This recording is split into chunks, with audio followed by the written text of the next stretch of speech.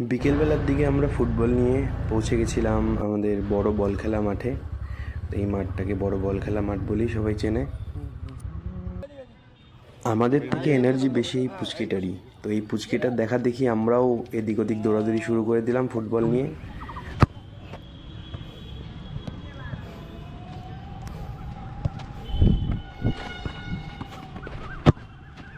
कैसे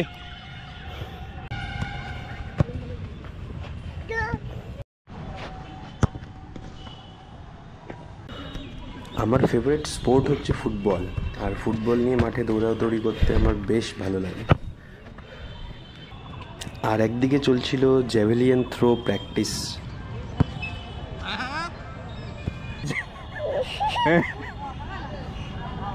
অনেক প্র্যাকটিস হলো, এবার বাড়ি ফেরার পালা। চলো দেখা হবে নেক্সট ভিডিওতে।